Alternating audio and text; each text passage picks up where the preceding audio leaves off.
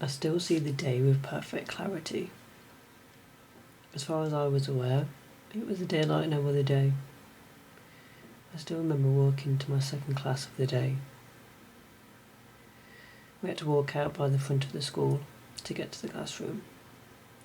That's when I saw my mum walking on ahead. My mum works at my old school, and I, of course, felt like something was wrong as soon as I saw her. My mum then explained to me that my grandma had a reaction to something at the hospital regarding her eye appointment.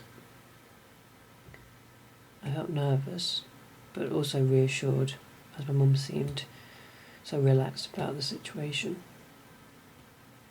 So I went off to my lesson, of course thinking about my grandma all the time, but not worrying too much, as my mum seemed so calm when I saw her.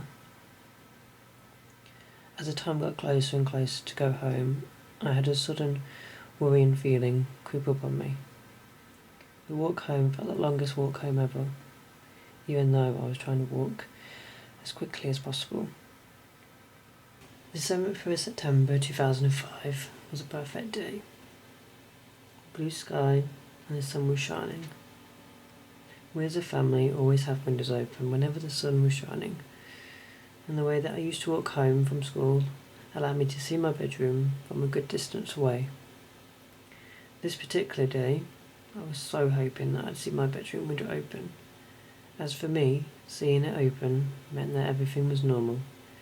The sun was shining and it was warm, a late summer's early autumn day. If everything was okay and normal, then the window would be open. As I walked over the crescent of the hill, I saw my bedroom. The window was shut. In that instant, I knew that something was clearly wrong.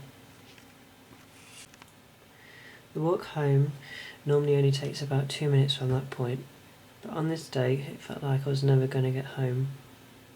When I did finally get home, I was greeted by my dad. Normally at this time of day, he was still at work. It was my mum who was in the kitchen. My dad told me that my grandma was still in intensive care and that she might not get better. I perhaps was in shock at that point, as I didn't seem to react much. It was only when I got upstairs and was getting ready to go to the hospital that almost out of nowhere a single tear escaped from my eye and started running down my cheek. I must have clearly been in shock. When we arrived at the hospital, I remember being taken to a room where I saw my family crying. My mum was such a different person now to how she was earlier in the day when I saw her. After being in that dark, cold waiting room, I was taken through to see my grandma. The beeps of the machines that were keeping people alive were pretty much the only sound that I could remember. Then, as I came round the corner, I saw my granddad holding my grandma's hand, talking to her as if she was going to sit up and reply. As I got closer and closer, I remember the tears appearing once again, but this time it was like a constant river rather than a little stream. Even through all of the tears, I still see the day with perfect clarity.